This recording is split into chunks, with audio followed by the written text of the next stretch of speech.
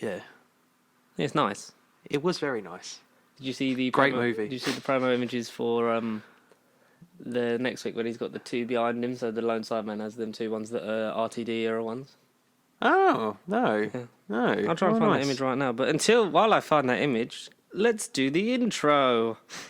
Ha ha ha ha. Sneaky. Even though you saw me press record. But the audience doesn't know that. Oh shit, they do now. Hello, howdy, and all, howdy, and welcome to Nerd Bible Podcast, episode 85. 85, yeah. 85. Wow, we're getting old, man. We're 15 away from 100. I feel it. We're 108 subscribers. 108? Yeah, I made a friend at work subscribe. Okay. Oh, okay, good. I threatened his... No, I didn't. I just said, No. subscribe to my channel. £5. There you go. Subscribe. I don't have that kind of money. 5 pence. Yeah. I promised him, repeat fees on Dave. That's about it. But, nerdy news, geeky gossip, and all things pop culture related, because, let's waste our finite time before the grave. Yeah. Speaking of graves, I went to see a depressing movie. We saw some movies. Yeah. You've just got one from Parasite. One of the most depressing things I've ever seen in my life. No, it weren't depressing, but... Have you? Oh, yeah, no, I did. Yeah, that looks gorgeous, yeah. Yeah. And have you noticed how he's all patchwork? So he's got, the Mondasian Cyberman arm, the chest of the Matt Smith era ones. Show me again. So they're all patched up. Oh, yeah, shit. Oh, God, yeah. And he's also got the legs of them ones. Oh, I did not notice it. So is he going to have the sound effect? I don't know. Hopefully. It'd be nice if he does. I like that sound. I can't wait till we get the newly designed Cybermen at the end. With the big old chin wedges. Oh, mate, the 70s faces. Mutton chops. Cyber chops. Cyber chops. Muttons. Yeah, cyber muttons. Bah. We saw some movies this week. We saw Dolittle and Sonic. You saw Parasite. Yeah, so you Parasite, can give yeah. A brief little spoiler-free your basic, what experience. Are your thoughts after literally just seeing... Yeah, less than half an hour. In the world this year. It certainly feels like that, yes. So, yeah, that's cool. So we'll get on to that. But first, the news. On BBC One. Hello and welcome to the BBC. The Lone Cyberman got revealed. Shall we talk some stuff? Let's obviously start with Disney, where we always do, because they have the most stuff, because they own half the planet. Oh, if not 80%. If not 80%. There's a Disney Honey, I Shrunk the Kids sequel/remake on the horizon. Right. I don't know if that's for Disney Plus. We've sort of been rumoured for a while. But Rick Moranis, a man who is famous for not being in anything for a while and not coming back. So he's very famous. He's the most famous actor I know, because I've never heard of him. So well, I don't think I've heard of him. Rick Moranis. But who is he? He was in Ghostbusters. He was Rick Moranis. He was Lord Dark Helmet in Spaceballs. Spaceballs, yeah. Okay. He, very funny man of the 80s, 90s. And then when his wife got ill, he sort of retired from acting. Right. Right. He's also turned down cameos in the new Ghostbusters. I don't know if it's the new one this year, but I think 2016 one. Okay. But he's coming back. Thank goodness. No, well. For the first time in eons, he will be back in the movie, which is nice. It's also sort of weird. 2006, direct-to-DVD of Brother Bear 2. He was the voice of a character called Rut. That was he was the moose in that. There was two mooses, Moose-eye, in the Brother Bear. I remember Brother Bear. I didn't know if he did Brother Bear, but he did direct-to-DVD sequel. And then he's in a thing called Shrunk, which has got to be announced. That's the Honey, I Shrunk the Kids. Okay, all right. That's the Honey, I Shrunk the Kids. So what was the last major motion picture he did? Big Bully. So Honey, We Shrunk Ourselves in 97, Rudolph the Red-Nosed Reindeer, and The Island of Misfit Toys, 2001. Direct-to-DVD still, yeah. That I know. So Big Bully was his... 96 was his last major theatrical release. Yeah, 2 years after Honey, I Shrunk the Audience, which I'm guessing is the sequel to Honey, I Shrunk the Kids. Honey, I Blew Up the Kid. There's a whole thing, if you can... Honey, I Did This, Honey, I Did That. If you can track them down, I would watch them, because they are, they're great. They're a lot of fun. You'll enjoy them. Maybe almost as much as you enjoyed Dolittle, which we'll talk about later. And The Grand Budapest Hotel. That's nothing I watched last night. Really? For multiple recommendations from work, yeah. So I spent, you There's a sequel, isn't it? Is that the one with Is that the one with Judi Dench? No, it's Ray Fiennes. yeah, Ray Fiennes as. What am I thinking of? Oh, I'm thinking of the Best Exotic Marigold Hotel. Right, so I've not seen. Have you seen much of Wes Anderson? Because I thought it was his Resident Evil director. I love Wes Anderson. Oh, Have you really? seen Isle of Dogs? Not yet, but I've wanted to multiple times. Yeah. Because my sister loves that stop motion animation style. So Isle of Dogs. You can see his new one, French Dispatch. Of course. Yes, because What's that I'm surprised we France. It looks like Grand Budapest, but I don't know, more French, and more of the reoccurring actors, Budapest. and more of the French, like French More of the recurring French. actors. Well, with Brexit, we've got to get our fix of EU citizens, and we don't know how we're going to do that. So No, we certainly might as don't. well be on film. But indeedy. But no, we're not here to talk about that. We're not here to talk about Brexit because We're you a listen happy to place. it for escapism. Exactly, we're a happy place. PG-13 channel most Yes. of the time. So, we try. We try and bring the swears to a minimum. Yep. Fucking delete that. So Aladdin 2 is definitely happening at Disney with original cast and Guy Ritchie returning to direct. All right, okay. So we'll Return of Jafar basically, but live action. Yeah.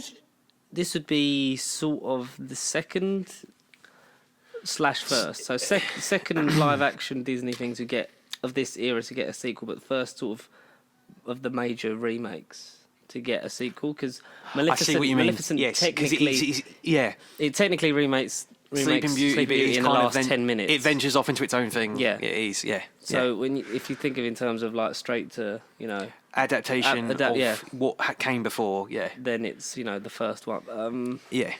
No, fair enough. Because is it Mina Masood? Mina Masood who played Aladdin, I think, and he hadn't been able to get a job. You've since. mentioned his name. Yeah. I think it must be. And so at least he's getting work out of this. But hopefully, this film wasn't great. It wasn't terrible. Right. I enjoyed it, but Yeah. there wasn't a lot that was like, this is, I want more of this. Right. Jungle Book's like, I'd want more of that any day. And Mulan looks interesting. It's a shame about the views of the lady who's the star of it, in terms of the China dictatorship. But Yes, big but. I Yeah. love Mulan, so that's fine.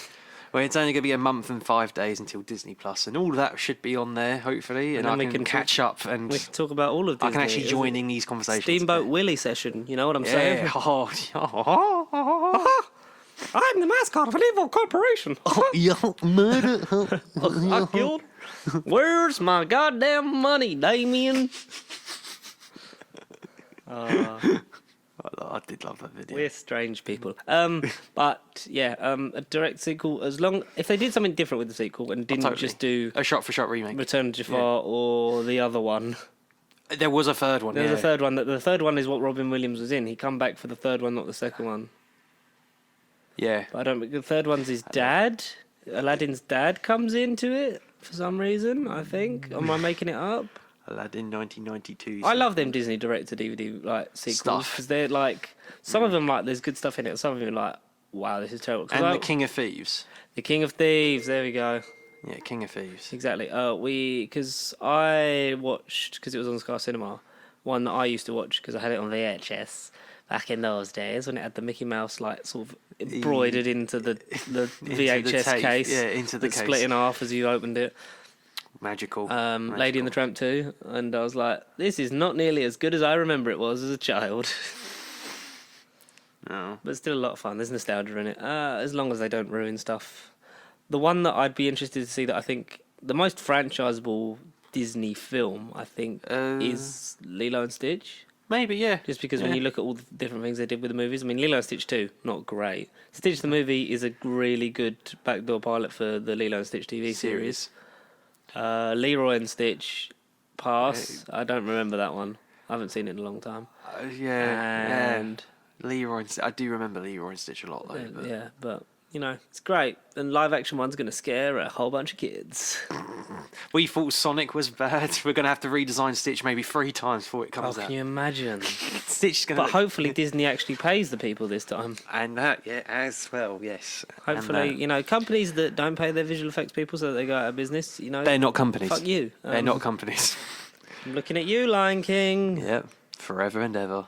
exactly. And stuff like, and the overworking of the people on Sonic as well. It's like, this is really not good. But at least we can say, we'll obviously cover that in more detail, but the general consensus, and from the public's reaction as well, because it scored a lot of money during its opening weekend. I feel like all that extra amount of overtime, overwork, however much extra they had to spend, it was worth it. It was definitely worth it. It was worth it in terms of the move, but no movie should make people have to do that. Yeah, of course. Really long working days. But well, Star Wars didn't have to do that because they just wanted it out. Star Wars had to stitch a schedule. They had to get it out. It's very true. Why are the levels really loud today? Hello? Get it out. Get out. Get out. It's just your excitement because of Get out Parasite. now. Get to the chopper. Yeah, so, I mean, yeah, please. Something? I don't know. Yeah. I just want to see Treasure Planet. Treasure Planet, or Atlantis, if it's Disney Plus, if they're all Disney Black Plus, Cauldron. even. Yeah, Black Cauldron, yeah. Swordless Alone, I can take or leave. I think we covered all this stuff before, probably previously, but I don't remember anything anymore. Not when you've got like loads of hours worth of stuff to sift through. Yeah, no. But yeah, do it. They're gonna do it anyway. Even if we don't want it, they're gonna do it. Freaking, that's the only thing they'll do. They'll, like, on the 4K, they should start, like you said, the VHS, they should just put the Disney logo and they should open it. Embroider it. Just do it. So we know that the Mighty Ducks TV series is bringing back Emilio Estevez. Got blocked nose now. As Coach Gordon Bombay for from the original Mighty Ducks movie series. But it's also, apparently, the twist will be that the Mighty Ducks will be the bad guys. Oh. Which what? But I don't like that because the Mighty Ducks, the whole thing. We can't be. The whole thing, they were all about, they were the team of rejects, and then they went on and they win the big spoiler alert for a movie from 1994, I think. Anthony, yeah, it's a sports movie made by Disney. You know, it's like, oh, the team's not going to win, but then they do win. Kids, it's Rocky on Ice. Rocky on Ice. I like that description. Oh, imagine if Sylvester Stallone. Someone made a point that like Vin Diesel is slowly like evolving into Sylvester Stallone. Like, it's all about family. It kind of is. They say that that's one of the few things once it's heard, you can't unhear it or unsee it. It is. It has to be seen to be believed. God. I'd see Bloodshot. Yeah. I don't think it's going to be good. Great, no. I think it's going to be in the realms of Dolittle, but Yondu might get his own MCU prequel series on Disney Plus. Ooh, which would be, I think, very ideal. Treasure Planet sort of space pirate vibe because he is a scavenger. That'd be cool. Give us like a Ravager thing, prequel spin-off. Thing, like ish, Oh yeah, do that, and then sort of maybe that's how you tie in his original Guardians of the Galaxy team from Volume 2. Yeah. With Stallone, that floating head that was Miley Cyrus's voice. Oh, yeah, that was weird, yeah. Stuff like that. That was quite cool. Yeah. But and then a possible return down the line if you want to use them. If the series does well, then you can shoehorn them into the whatever phase of the movie or whatever big Avengers crossover. Yeah, as long as Yondu doesn't come back, then I'm cool with it. Yeah. Because let's let him, his impact on, Peter. Stay. Indiana Jones 5. So this has been in development for a long time since Disney bought. Since I was in my wee nappies, it feels like. Since Lucasfilm bought. Lucasfilm was bought by Disney in 2012. They obviously announced new Star Wars movie, and also Indiana Jones was still on the table. And Indiana Jones 5 has sort of been bounced around, I think, on and off for the last 4 or 5 years. 4 or 5. I was gonna say more like 12, 13. It feels like. Oh, like since the release general, date, in general, but I think since the acquisition of Disney, it's sort of been bounced around. 4 or 5 years. Still working on it. But according to Harrison Ford, a man who is well known for not giving a fuck. Right, I'm not doing it. Indiana Jones 5 is set to start shooting in about 2 months. Oh, right. Which would see Ford donning Dr. Jones's trademark fedora around April 2020. I don't know why I said 2012. Because people have said, like, it's not fit, like, the script's not done, we don't know what this is, we don't know what's happening here, blah, blah, blah. But 2 months. But apparently 2 months. Right. Now, whether he's just, blagging, maybe he doesn't care, and that's cool, because, Great. Freedom. Also, did you see that thing that he doesn't know what a false ghost is and he doesn't care? Yeah, That was amazing. Yeah. That's him. God, you gotta love Harrison Ford. Oh, that's some Sylvester Stallone slash Vin Diesel. Joey. Who's looking at you, kid? Get off my plane. Get off my plane. But I love Indiana Jones. Like, Indiana Jones 4 gets a lot of shit, and it is terrible. But Right. it's not the worst. It's not the worst movie we've ever seen. No, it's not a Dolittle, no. It's But, not a Dolittle. I think Dolittle's going to become a cult favourite. Oh, good God, like no. The Room. Like The Room? I want it to be like The Room. And so instead of, like in... have you seen The Room? I actually haven't. I've seen. We're gonna go bits, to one of the screenings where we can meet Zombie Wiseau. Like, but instead of the spoons thing, where like the picture frames in that have all got spoons, like that's one of the things. And then everyone throws spoons at the screen. It'll be that's a stick of celery, and then everyone's just gonna throw celeries. I'm gonna come dressed as the Fifth Doctor with celery on my lapel. It's gonna be great. Celery. Still a stick of celery. Is he? Oh no, that's a carrot. No, that's another bit of celery. That's a carrot, that is. Oh my god, I can't wait to talk about that movie. There's a live-action Rapunzel movie in development at Disney, but not known. The intentions are a little bit sceptical as to whether it will be just a live-action version of Tangled or just a Rapunzel original movie. tale. Yes. But would it be Disney Plus or is it a theatrical release as well? We don't know that either. At the moment, it just says Disney, so Yeah. no word on whether Just it'll be plus or minus. Yeah. Exactly. So I would be because Tangled, I think, is better than Frozen Yes. Yeah. in terms of like I enjoy Tangled. the story, the cast, and the enjoyability Freaking factor Zachary for me. Levi as Finn, isn't it? Yeah, Finn. it's Yeah. Finn Rider, Yeah, Finn Rider. something like that. Yeah. He's great. I love Zachary Levi. More Zachary Levi in please, stuff because he yeah. had a really hard life and Bless he's him. finally getting Bless him. the recognition he deserves as Shazam. Well, yeah. Oh, 100%. But yes, so we'll do. I'd see. I'm skeptical on them remaking those ones as long as then we don't get a live action Frozen. Oh no. No, because that one can just die in a hellfire for all of the eternities. All of the cosmos. Yeah. No. No. Mate. But mate. we'll see how that one pans out. Thor 4 update. Taika Waititi talks the script changes. Valkyrie and Marvel's relentlessness because there's been various because he was talking about in an interview with MovieWeb that how he the movies will constantly change because from the original idea of Ragnarok to where it ended up, a lot of stuff changed in between because they were constantly rewriting drafts and scripts and like even shooting they're changing some bits around just depending on like reactions to the previous films and like if someone comes up with a better idea like we like that and, and you can sort of then link stuff to other things or make things more independent, so we'll see. It's a work in process. It's not one of these right this is the idea and we're sticking to our guns. Exactly. But we'll that's fair see. enough. That's a good approach. We'll see how that one because I trust Taika Waititi with anything really. Oh, 100%. Yeah, anything post Marvel. Stake my life on it. It'll be good. I mean, Jojo Rabbit was amazing, so Oh, 100%. I think they're still in cinemas. Somehow, yeah. I would go and see it again. I really want to. The Lighthouse is now gone. Last night was the last showing. I think it's now gone. We'll have to. It's a shame. Lighthouse, I wanted to see. We'll have to wait for that to come to home media. Disney Plus. Disney Plus, The Lighthouse. Oh damn Hey, back to the formula. Spider-Woman movie rumored to be in the works and want Tomb Raider star Alicia Vikander. Yeah, I'd be down with that. I'd seen. Yep. Rumours that is the unannounced spin-off for 2021. But we don't know, nothing confirmed yet. No. It's probably just going to be another fucking Spider-Man thing. Sinister Six, the movie. Probably be Sinister Six with Yeah. Spider-Woman because they're like, we got a girl in it now. I haven't seen that Tomb Raider, so I don't know a lot about it. It's actually quite enjoyable. No, it's solid. First or second best video game movie. I don't know if I'd prefer Sonic or Tomb Raider. I mean, the first one is Detective Pikachu, but Oh, that's third. For me, that's third. Listen, it's because you're not a Pokemon kid, man. Yeah, because I am not. I never will be. God damn it. I'll never join you. I think I was a Digimon boy. I respect Pikachu's story more than Sonic because Sonic's we've seen millions of times. That's the one thing that put me back. Like, the one thing, I mean, getting into the Sonic thing, like the one thing from the show is like, why has he got to come to our world again? Like, why is it this thing of a blue? It felt like Smurfs, like a blue thing comes to our world.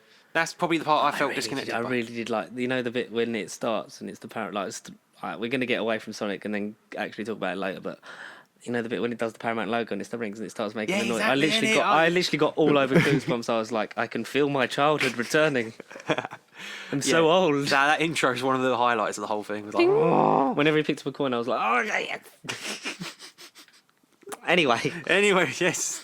Stuff it. It's rumoured. Yeah. So because we know that Sam Raimi is deep in talks to be director of Doctor Strange Multiverse of Madness. Good.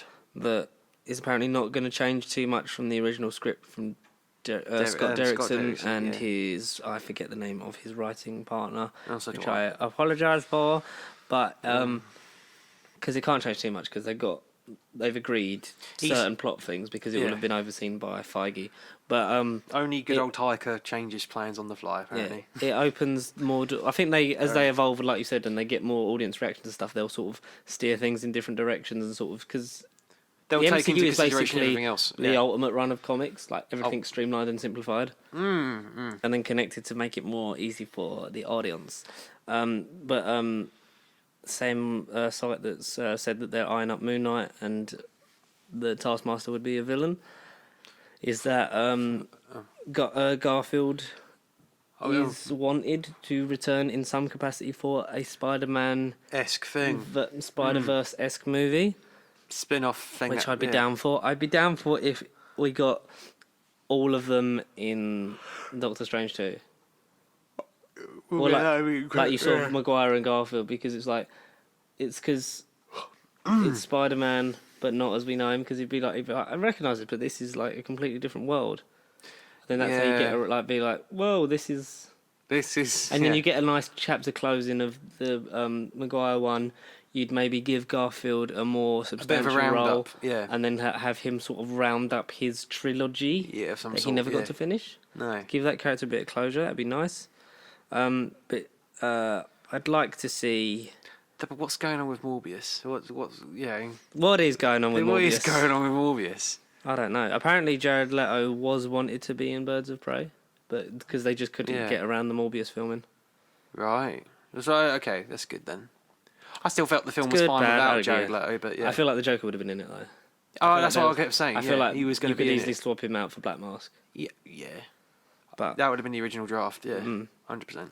Because apparently the original draft was they wanted the Penguin, didn't they? First off, and then Matt Reeves. Did they? And Matt Reeves was like, nope, mine. Matt Reeves was like, yeah, can I use him for my Batman? Because we've got to talk about that in a minute.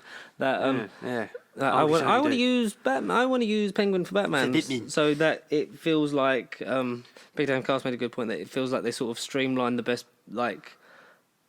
Joker and Penguin to give it to the best parts of that to Black Mask. I see, like the business owner, the club thing, but the whole owning the gangs and stuff like that. And it's Joker. It felt like and it was a very good portrayal of.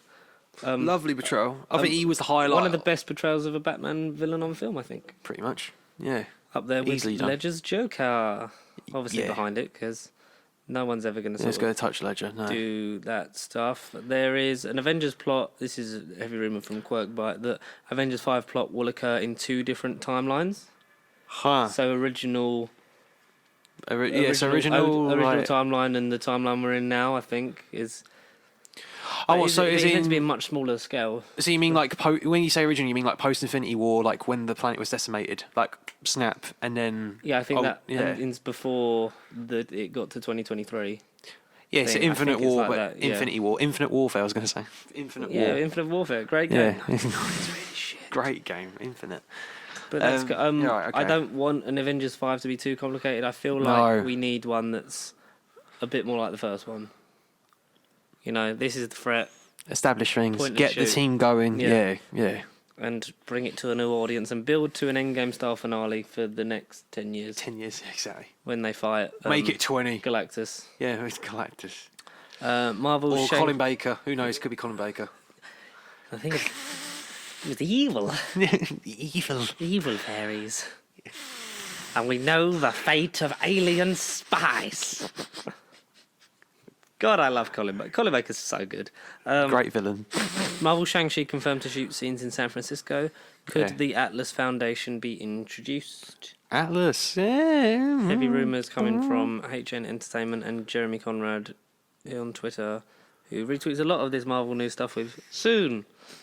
Right, Atlas though. Yeah, there's room for them. There's room for Atlas. Yeah, if There's also room for him to run into Tom Hardy in San Francisco. And Ant-Man. of course, yeah, that's where they Ant-Man are. is, isn't it? Yeah. Oh damn. Yes. Damn. We'll see. Hmm. We'll see what the future holds. Don't know how I feel about that, but yeah, For that one. No, I'd see it. I'd accept it. There is leaked photos coming from the Morbius set, and one of them Is exactly, yeah. there are Where Is Spider-Man posters all over. Yeah, I know. But it's the old it's the Maguire logo. It's the old Daily Bugle. I think it's the Daily Bugle, in general, because it's Yeah. cause you shared a thing that it's rumored to be in that universe. Yeah, because it is dailybugle.net. It's not the same logo. But I think they would own rights to the Daily Bugle. I think it would be like the Daily Mirror Online. It's like that. It's the Daily Mirror Online, and you still got the Daily. I think there's still because print Yeah. media is basically dead. But I still think you'd have both things. But just imagine the twist if it is turned I out. don't think it would make sense, especially in this because they've got a secret added on bit of the contract for Holland. And that would be a feel like if you like this version of Spider-Man, guys, and we no longer work with Disney for some reason because we don't want to own all the money, Then this is our plan. Yeah. then come and watch Holland with these guys. And having Keaton, I can't. See it. Yeah. I think that's what they own all the IP for. I think they own the original Daily Bugle logo. I don't think they own the Daily everything. Bugle.net one, which is why the picture of the traitor one Is the Maguire the Maguire one from the from the announced- Spider-Man game, innit? Yeah. Yeah. I think that's why, because they own that one. And they don't fully own. Because it's the MCU. Yeah. Yeah, I suppose. But I don't know. So we'll have to wait and see. We'll see Morbius, and it will be terrible, and Jared Leto will still be a horrible person. Totally. Cannot wait to see it. Be Mark- there at midnight. Oh, we probably will. Be there at midnight. Rumour that's been circling for a couple of weeks is Marvel Studios reportedly developing a Secret Invasion TV series for Disney Plus that will Yeah. lead directly into Captain Marvel 2. Which, yeah, I'll be down for that. It will involve Skrulls, the Kree, and Sword. And Sword. And Sword. So basically they're saying Filling the that- gap of where Nick Fury switched exactly, with in space. And Space Ben Mendelsohn. Space Mendelsohn, yeah. Space What was Mendelsohn. Ben Mendelsohn's Kree name? Can't remember. Oh, it's really going to annoy me. Google.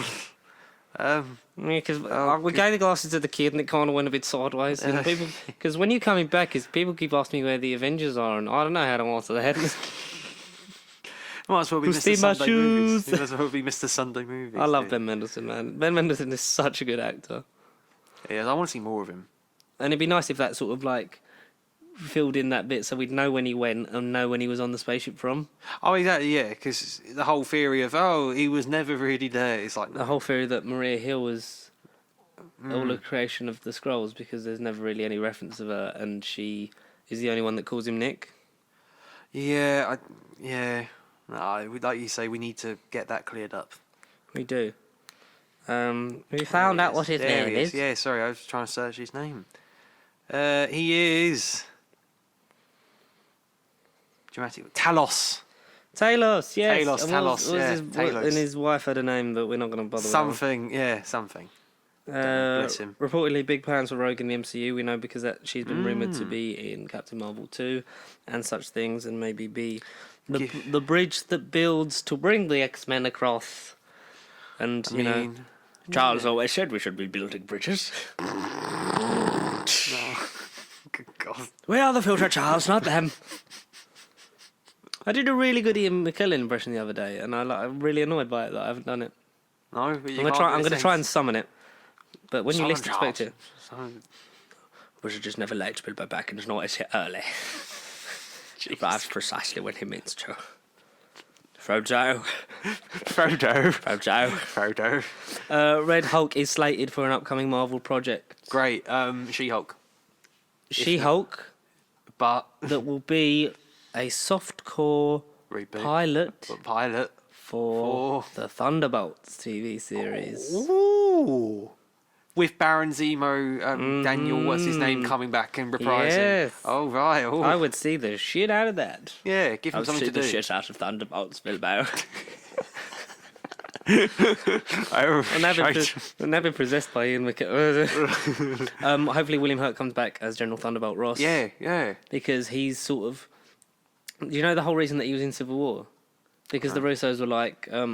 we felt that Hulk had been like Shafted. too harshly sidelined by everyone, and we wanted to remind everyone that it is exists. important. Yeah. It exists, and it is an important part of the mythos. Yeah, I've read which is that, why they sort of rejig Thunderbolt Ross to be in that.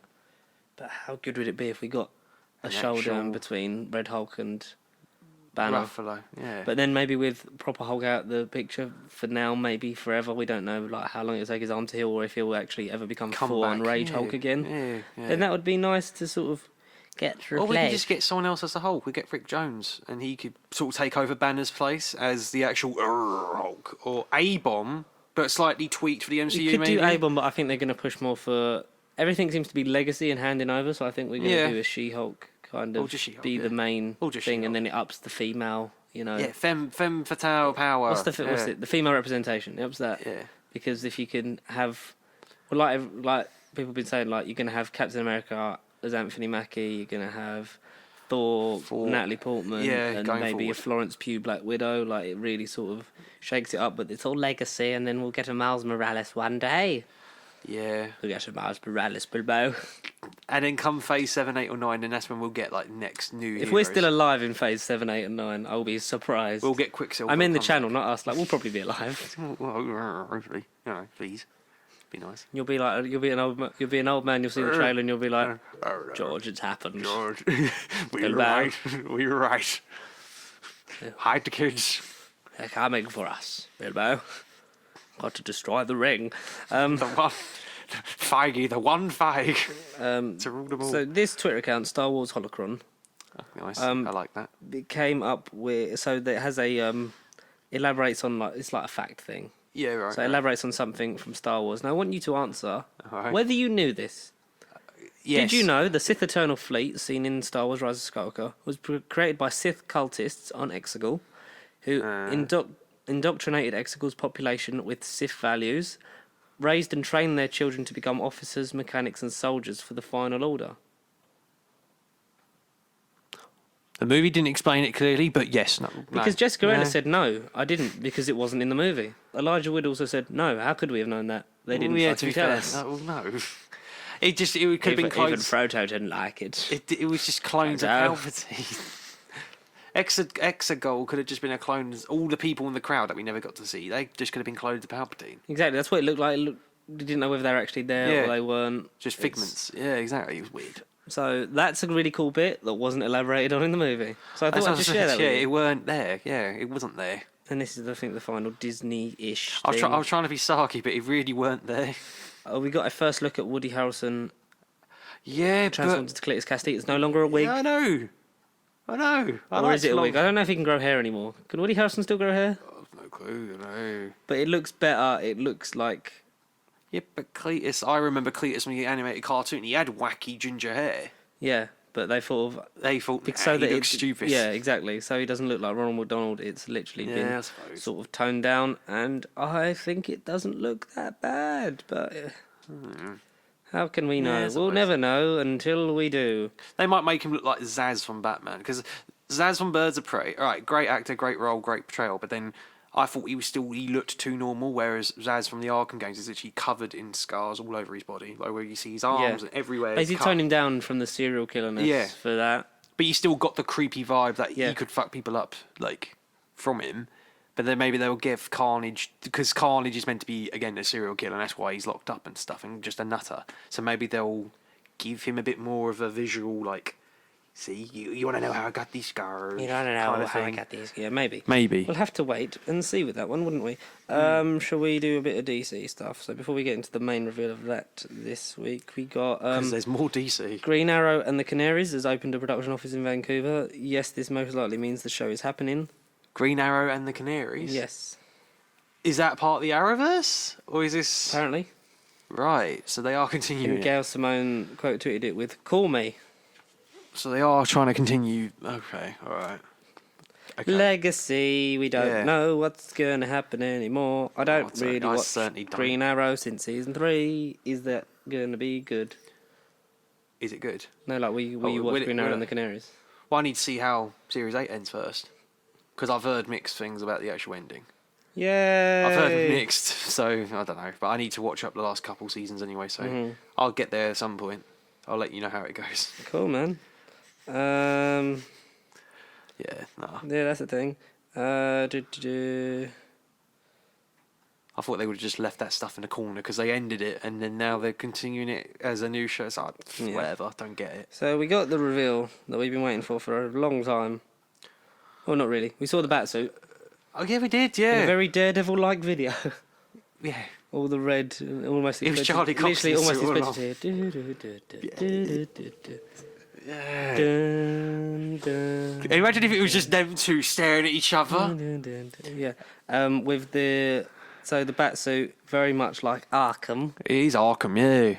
We are and Arkham. there's also, like someone pointed out, you can see the stitches in the cowl, so it's homemade. It's not manufactured.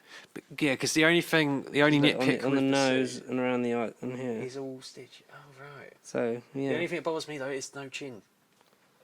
Yeah, but his chin's like always the- out. Yeah, but you've still got a bit of like cowl thingness around. Yeah, a only little only bit, like, only in the recent ones. All the others Yeah. have like the chin out because that's the whole thing of like you don't can see his really. chin. Yeah. I thought he always had a little bit more around his gob. No, because it's like his chin sticking up. But like so yeah, you've had like the Christian Bale ones had like sort of the thing underneath it, but you still see the majority of his chin anyway. And then Yeah, every it's more other the one, neck, yeah. every other one you have his chin sticking out anyway. It looks fine. It follows. No, that's what I mean. I look more at Keaton. Like, that's more like you've got a bit. You can see his chin, but underneath it looks like it goes No, like but- that. Yeah, but it's also that's just underneath there. I suppose. And that's just the angle facing forward. It looks Yeah, like it's it's the like angle, it innit? looks like it's thingy in it. And I think so if you see him from the front in full costume, it might look better. It Yeah. might change your mind on it. But yeah, apparently the Batman follows year 2 of Bruce Wayne's superhero career. So a very young, fresh-faced Batman that we haven't probably seen since end of Batman Begins, beginning of Dark Knight. Yeah. 'Cause Yeah. that's the sort of thing we're Vibe looking- they're going yeah. for. But very young, more leaning on him being the world's greatest detective, apparently. Which is good because I think that's what Batman needed to be about, and they haven't been doing that at all. No, exactly. Well, particularly BVS, he was a murderer. The opposite of He was Batman's he moral was the code. best thing about Batman. Oh, totally. No, in Batman that v film, he Superman, was like the best thing. Yeah, And then he was terrifying. so subsequently, the worst thing about And Justice as a League. DCEU, yeah. I'd still pay to see it because technically, Batfleck still exists in the DCEU Yeah, exactly. They haven't because wiped Birds that. of Prey exists post Suicide Squad, so post Yes, all yeah. this stuff. So we know that it's sort of there. Will it come You out? could pay him shitloads for a cameo and then do Batman Beyond. Will or will there be a film where it's Batman v Batman, but you've got Fake Man versus the Batman, Or you just do know, Taron Egerton as Nightwing. exactly. But then which one teaches him, Affleck or the other one? Affleck. Patterson exists Or in a different Patterson. universe. Yeah, that's what I'm saying. But So if it's DCEU Nightwing, you want Taron.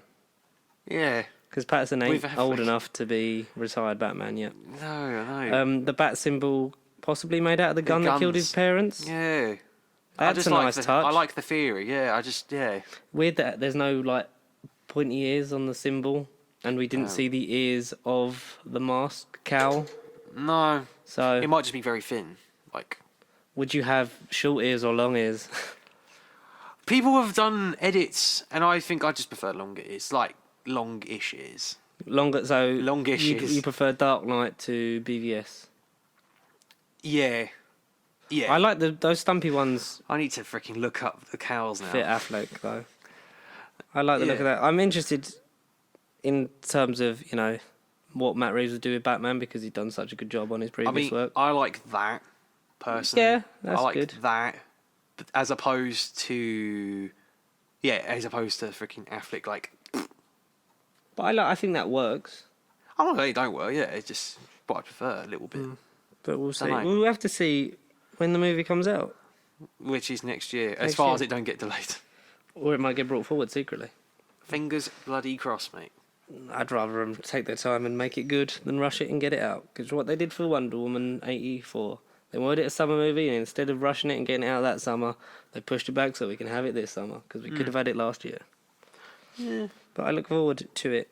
It'd be not. I just don't want them to flog the dead parents thing again. Just a thought as well, because the suit is more going for a 60s look-ish, kind of. I've reread previously. Are the ears going to be like Adam West? Are they going to be short, do you think? Do you reckon he's going to walk up the building sideways? They go, oh, holy mackerel, Taron. I mean, Robin. Holy guacamole, Batman! But yeah, that's that. I'll see it. That's supposedly it. Well, yeah. That's a really good edit. That is a good edit. But I don't know how you'd home make that. Yeah, exactly. Yeah. We'll have to see when the movie comes out, because we'll go and see it. Kevin Smith is show running a Masters of the Universe Revelation series. Animation on Netflix. I did hear about that. He's released the cast. All right, go on. Tell me. Okay, I will tell you. Tell me. We have John Cena. Mark Hamill as Skeletor. I read about him. Yeah.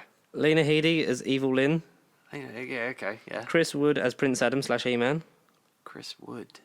Do I know Chris Wood? You can Google him now quickly if I you want. probably will quickly. As I say, Sarah Michelle Gellar as Teela. Yes, good old Buffy, mate. Liam Cunningham, the man, Liam Cunningham. Davos Seaworth, Oh, yeah. as Man at Arms. Just do his accent. Oh. I can't. Bottled mineral water.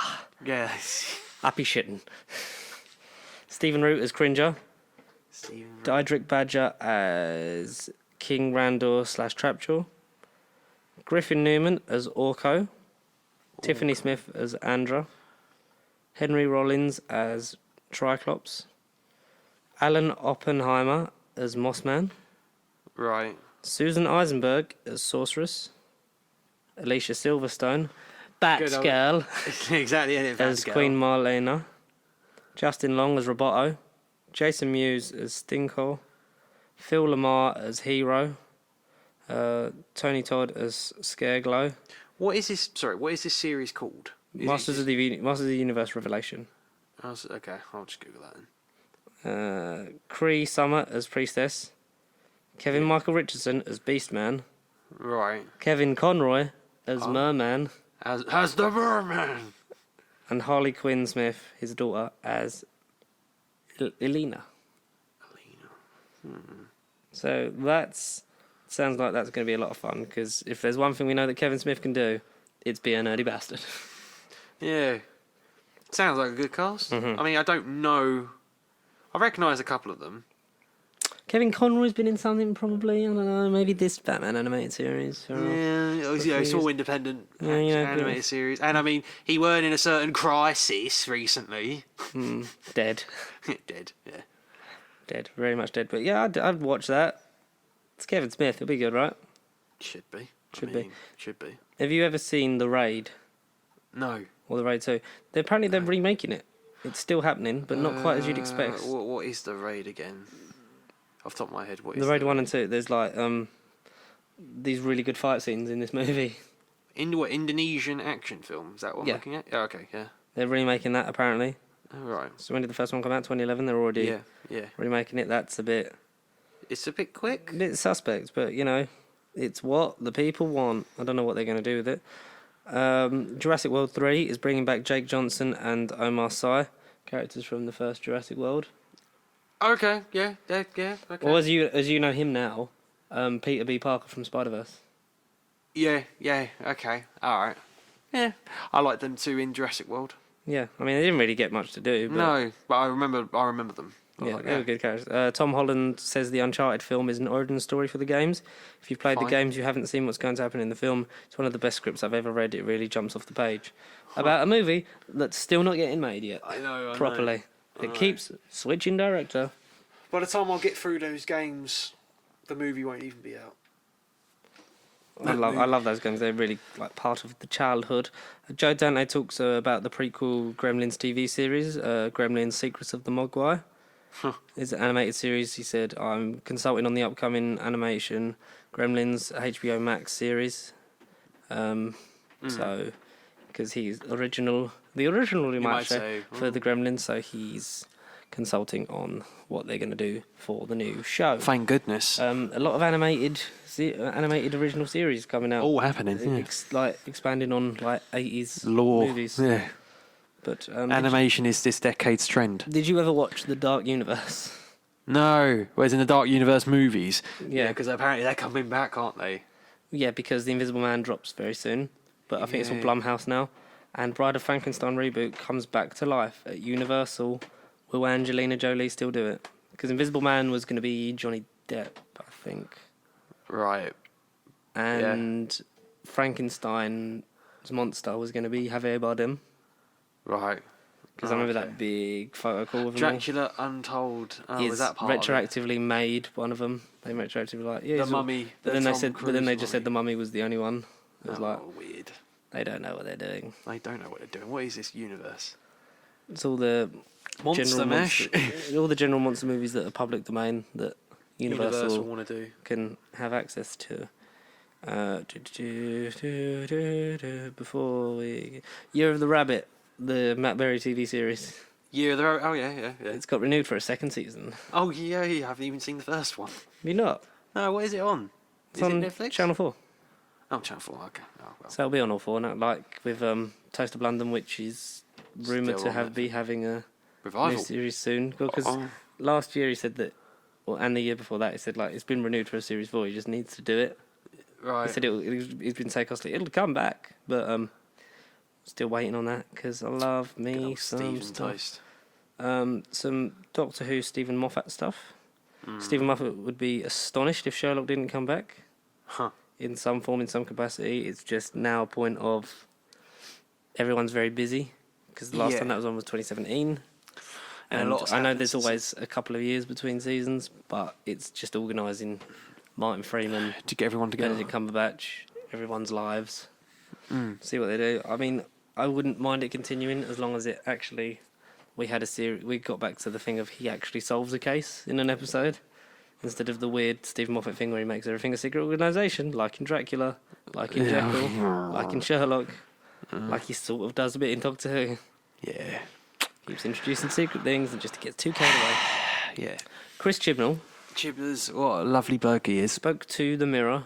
Oh, right. I mean, don't trust media journalism because, they tear you down and then they pay tribute to you when you pass away. Yeah. Unfortunately, Caroline Flack unfortunately took her own life. Yeah. Which is very sad, but the media is a horrible place. So. And that's why we're on it. Yes, but we're not horrible to people. No, we are not horrible, no. No. So, like everyone says, be kind. But anyway, the Mirror are fucking arseholes, though. Spoke to him about Torchwood. The possibility of the return of Torchwood. Said that's entirely in the gift of Russell T Davies. Torchwood is Russell's show. He owns it, and he's a very, very busy man right now. I'd definitely be one of the first viewers to sit down and watch another Torchwood. Oh, yeah, excellent. Well, and great. that comes in the light of when John Barrowman always used to say that Moffat was stopping them making Torchwood. But Moffat always used to say, like, Torchwood's not my show. Like, yeah. I can't stop them making that just as much as Russell can't stop me making Sherlock. Blah, blah, blah, blah, blah, blah, blah. But because I just don't think that Barrowman and Moffat got on because Barrowman was never asked back because he's sort of one of the ones that could have, even though everyone's stories were sort of closed at the end of time. There was always room for... Because Russell always said, like, I've left everything full circle, wrapped it up in a nice bow, so if they're never used again, that's fine. But also so that then, because Stephen's going to come and create his own characters, but he can pop anyone in and out if he wants to. And Jack's the one, I think, that can transverse any era. Showrunner, yeah, exactly, yeah. Because he first appeared in a Stephen episode, so like, I know that the creation was mainly down to Russell. But, the first time he appeared on screen was written by Stephen Moffat, so he gets just as much blame technically. Exactly. But I think just because Barrowman was meant to be in A Good Man Goes to War, right? Like that. Who was it that was in it? I don't remember what character he would have been swapped in for, but he was, or it might have just been River's role. Some of that would have gone to Jack, but apparently, like, he was meant to be in it, which would have been great for him to meet up with Matt Smith and obviously Capaldi. That would have been great. But that never got because scheduling, and so that never got to happen. So I don't think that Moffat would have purposefully omitted Barrowman when you think of Doctor Who over the last probably 6 years at that point. Yeah. Yeah. You think like Captain Jack is one of the major, more popular companions. 100%. Like all the companions are, I think, well loved in their own right and by their own group of fans. But like with having your own spin-off and stuff like that, and just being as popular of a man as much as a character that It John kind of Barrowman charted is. him into a new bit territory of fandom a little bit. Yeah. Oh, it raised him. Like that's the reason, and that's why he always says like you would do Doctor Who at the drop of a hat. Yeah. But Yeah, he should. He should. He'll be back again. Jack is meeting River Song in the new Big Finish Captain Jack Volume 3 Lives of Captain Jack Volume 3. Due later out this year. Captain Jack and I'd River rather meet on screen. I know, They are I literally know. the same. Because River basically becomes Captain Jack. Yeah. Just a woman. Like a lot of that stuff is just them switching out. So you can imagine both of them on screen travelling with Jodie. That would be great. That would be mental. Get rid of Yaz and Ryan, put them two, and Bradley Walsh. There you go. That's a dream team right there. Oh well, When we talk about Doctor Who, we'll have to talk about where the finale is going to go because we've got a synopsis we for do. episode 9, Ascension of the Cybermen. I've not read it, so The aftermath of the Great Cyber War. The Doctor arrives in the far future, intent on protecting the last of the human race from the deadly Cybermen. In the face of such a relentless enemy, has she put her best friends at risk? What terrors yes. lie hiding in the depths of space? And what is K.O. Sharmus? who? K.O. Sharmus. Probably the Master. Innit? I was gonna say, the Radi or Omega. It's never Omega. K.O. Sharmus. Yeah. Can you get Omega out of that? How's it spelled? Can you get Omega out of that? No, there's no G. There's no G. God damn it! We're gonna decode it live on the air. Omega, damn it. But we'll talk about Doctor Who in a bit before we get into our movies. Yeah. Oh, there's always got to be the movies. I'll save that one for when we talk about Sonic. So that's about it. So, should we talk about Who? Episode 8, the haunting of the villa of Diodati, isn't it? Diodati or something. Diodati. I don't know. Diodiabetes, something like that. It should have just been called The Lone Cyberman. It should have been, Because yeah. spoiler alerts for Doctor Who Series 12, Episode 8. 8. It was okay. Okay, yeah. It was better. It's okay. Better than last week. What happened Totally. last week? There we go. See, Doctor Who summed up. It was what was last week's? That weren't Praxeus. It was. I don't know. It's escaped. It genuinely has escaped me. What happened last week? Spyfall Part 1 and 2. Yeah. Orphan 55. Orphan 55. And Nikola Nikola Tesla's Tesla. Night of Terror, Fugitive of the Jadoon, Praxeus. And Can you hear me? which was that? The guy with the fingers that like detached and then stuck in each other. Oh, freaking yeah! Big Finish toy. Oh, I like that. Big Finish toy maker spin-off thing. The Yeah. best thing about that was Yaz's moment. That was really deep and really got to me. But apart from that, it was sort of a bit like, oh, it's all Yaz's ploddy. moment. What did she do? When she sees the police officer that's Oh, when yeah, she when tries to she- take her own life and And stuff she like that. popped like Front years door. later. Yeah, that was cool. Yes, Can you just yes. push that door closed, please, mate? It's just blown open by the wind. Yeah, I get your moment. Yes, Yeah, yes. that was very, and it's like, I cared. but have you seen like the Mr. TARDIS reviews of that episode? He says like we shouldn't be having this late in her tenure. Exactly. Yeah, yeah. This is this It should have been first season a stuff. first series 11 episode. stuff. Yeah, exactly. Yeah. You could swap out Witchfinders and put this in there, and then maybe have a more of an emotional connection to them later on, because they keep angling for like the promotion of this series has been baffling. Like I get that you're trying to build hype, but also the fact they kept saying it's only like 2 more episodes till the like earth-shattering finale, 1 more episode till the finale that changes it. Always like, is it saying that everything before the finale is pointless, Yeah. or trying to get us hyped up by saying that like this is gonna this like is it. thingy because it gonna just go. keeps us egging us on for the finale when there's still more stuff to happen. Oh, and all I got from this week's on Facebook was like, "Oh, you do not want to miss tonight's episode," and it made me think: Is George right? Was he right about the Cyberman or the Lone Cyberman? Spoiler alert. Yeah, the Lone Cyberman's in We it. were, yeah, 9 Cybermen. That's 9 instead of the lone, it was 9. no. Yeah, so the Cybermen were in it. Yeah, It's Cyberman, yeah. it's the inspiration for Full Frankenstein by Mary Shelley. who met Paul McGann in Big Finish, and yet there wasn't one reference to that. Yeah, I know. I saw people were moaning about that, but also the Doctor's old as balls. She could have just forgotten because so Eccleston's 900, yeah. Yeah. 900 years of time and space. I've never been slapped by someone's mother. One of the best lines. Yeah. Paul McGann would have been about 800. Late 800. Late 700. 800 and not, because 700, I've lived for like something like 750 years. So like in his late 800s. Yeah. Even though Sylvester McCoy says he's 900, blah, blah, blah. Oh, yeah, exactly. It's all relative. It's all rubbish. So in his late 800s was Paul McGann. Yeah. Peter Capaldi's like 2,000 years old. Yeah, because of Heaven Sent Hell Bent in it, you got stuck in that. Because of Matt Smith. Because of Matt Smith. Whichever Doctor it was. Because Matt Smith, like when he goes to 1103 in Series 6, and then he's on Christmas for a very long time. Because, you know, I'm 1,000 years old and I can't fly a plane, can you? And then he's on Christmas he has the longest lifespan in terms of how long he's in that body for. Because he's on Christmas for so long. So and then when he goes, I'm over 2,000 years. I've made many mistakes. So it's been over 1,000 years since she was Paul McGann. Okay, you don't forget one of the Earth's famous writers, though. Yeah, but also, but it can look.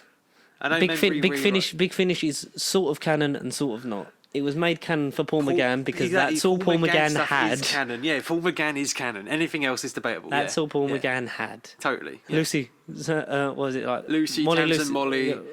My friends, companions, I salute you all. Yeah. Physician, heal thyself. Oh, yeah.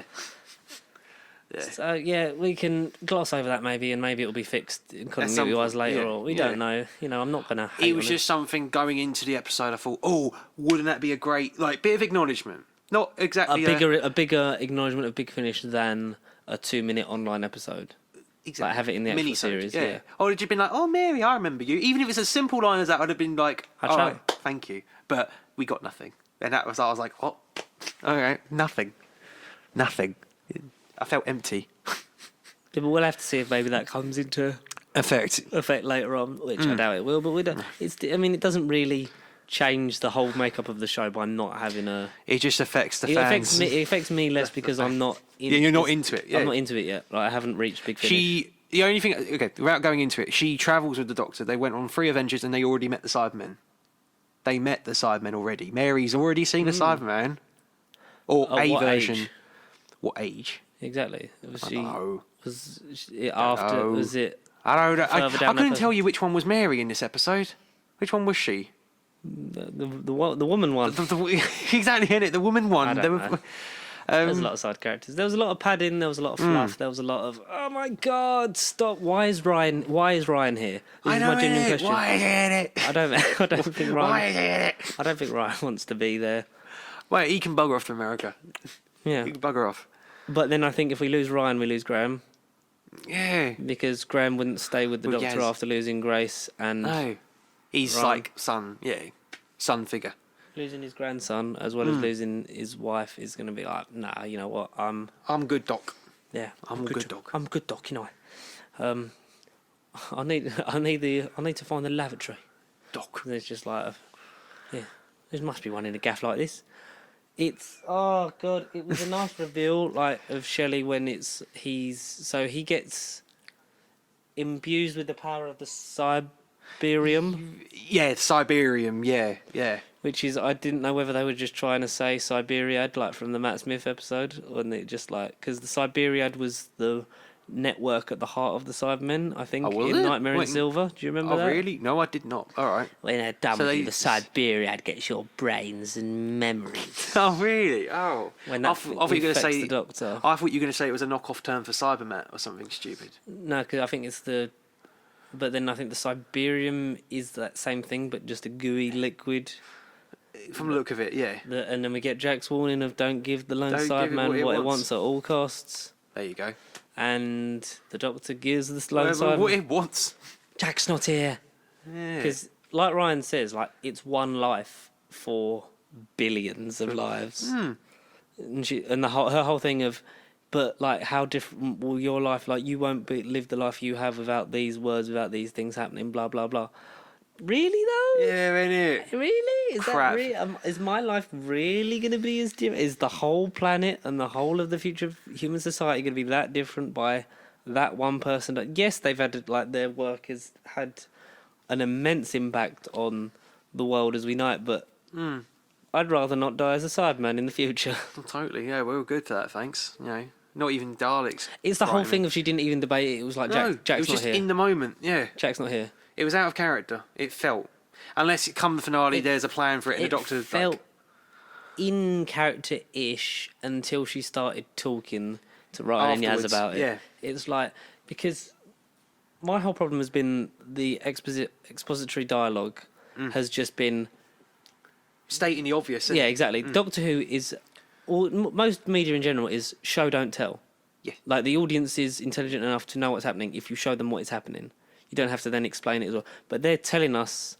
everything. every single... Like, I'm not driving this car. We know you're not driving, Doctor. We can see. And shit. them in the car, they can see that you're not attempting to drive. Like, you're attempting to drive, and it's not working. Like, we know all of this. And even the main one I come back to is with the Master when he's still O, and they're capturing the... what the fuck are they? The Kasavin. Yeah, right, okay. It's like, I think it's lovely. It's like, is this guy just here for the running commentary? It's like, that's what it's been, because there is... A crowded TARDIS does not work. I think 2 at maximum. Yeah. One, Yeah, ideally, definitely. because when you look at every episode has had a vast array of supporting characters. Casts, yeah, in each sodding episode. And you're also yeah. putting in the 4 main cast into that. And the person who's suffering the most in terms of getting to do stuff is Jodie, because Jodie's like not getting much to do. And when she's been on her own, it's been so much better. It totally is. Like, her on her own in Fugitive the Jejune, I think, is the best We've has seen been. of her. Yeah, totally. Definitely this series, if not for So most of far. her tenure. Yeah. Like, if you had just one of them, if you had the Doctor and Yaz, because Yaz is like, with her moment in Can You Hear Me, and sort of the stuff that it's been, because I thought we haven't really had an arc, even though Chibnall said like Yaz would get an arc. No, I can't see That's it. not really happened. No, I can't see it. But Can't see it pan out. unless he crams it all into the 2-part finale, where there's photos of Ryan in the cyber conversion machine. Like, And that's I the think that's arc. just lazy. And that'll be her way of getting over him. And I don't because know. will they? Are they? Yeah. No. Oh, Don't know. he Careful might- there, fella. Yeah. No.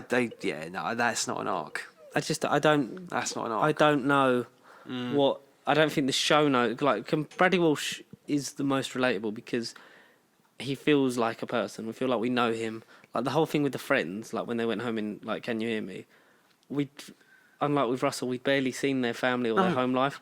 This is first Which is season why- episode, which we said earlier. Which is why Graham should have stayed at home, because then that's relatable to the audience, because they know that he's there waiting for him, and that, like, grounds him in that world, and then he can tell them what's been going on. Like, I saw your friends the other day, blah blah blah. We could have had Yaz and Ryan have a, because it was all in their head, weren't it? It was like a bit of a dream. We could have had either in Ryan or Yaz's dream, or in all of them. We could have had a cameo by Bradley Walsh, and it could have been his way of like sticking around in the show without leaving, if that makes sense. Yeah, being the Mickey. Yeah, being the Mickey, if you like. Yeah, like exactly. when they get called home in school reunion, he would have been like the Mickey for There. that. It's, Yeah, I just don't know. none of us do. I certainly don't. This is... At one point, we all wanted to work for the BBC, but I don't know. Get me away from Doctor Who. But then again, you can't. I'd like to work for them. You can't fix just in a case prob- they're listening. But also, they're scrapping they reckon Number 10 reckon they're scrapping the license fee, which everyone's like, good, because then like, but if you lose stuff like CBeebies, they're saying watch YouTube. It's like YouTube's not monetized enough to watch totally. kids. No, it stuff. ain't. No. Oh God. So no. it's important. We need to fund it in different ways and move to subscriptions. But it's not the BBC stuff. I think just the writing of this Era. Yeah, it's just baffling. It's not terrible. I just think It's just not the show that we've watched. Chibnall's not. He's giving, like we said, like the TARDIS crew is so big, but he's got to make the script give them all something to do. So they'll all just be explaining stuff that we already know. Yeah. And I think, hopefully, one of them dies, if not 2 of them. If not all of them. Even the Doctor herself. We get a surprise Captain Jack roof regeneration. Reverse regeneration. No. I'd like. Could you imagine, like, people have like said this on Twitter, and I'd love to see this. If it was 13 travelling with Bill, Exactly. Yes. That's would what have I been said so all along. good. Never got rid of Bill. They never should have got rid of Bill. Bill was so good. Perfect. Bill and Capaldi was better than like any episode Any that of Clara this. was in. Any of this. Or any of this episodes as well. Any of these era. Yeah. Series 10 was perfect. More or less. It was Missy not. conundrum aside. Because That's a they big haven't part even, of it. Even they haven't even addressed in Spyfall what happened with that. Yeah, but a lot of the times in '82, it was the master like, "I'm back," and like, you don't need to know how I came back. But Which is true, but it's fair enough. Which Moffat also did, where like series 9 she just turns up, like it's just like, yeah, I've been gone for one episode, I'm back. I don't know. I think the finale is going to be. We tend to judge a Doctor Who series by the opening and the closing, At the moment, yeah. and everything that happens in between is Redundant, not for the most part. not always superfluous. No. But it is like the bits that you enjoy. It's like wading for gold. Like you'll find bits that you enjoy in all series, like through the middle. Oh, exactly. Yeah. But like where it starts and where it ends is sort of what you gauge it on. And I think if we can, because it was a strong start. Yeah. I think Stronger if than we we can, were all expecting. I think if we can have a strong finish, I think it can be like above a middle tier series. But I want for series 13 what I want is I want the Doctor with a new companion, Totally, yeah. New people. either with one of the original three or without any of them, so that we give Jodie the opportunity to shine and bring someone into that world. I think the only one of the original three is Bradley Walsh. I would have said that, but I just don't think. I think if you get rid of 'Cause Ryan, he's- because Ryan doesn't want to be there. No. Like, Well, and the actor as well, he don't want to be there.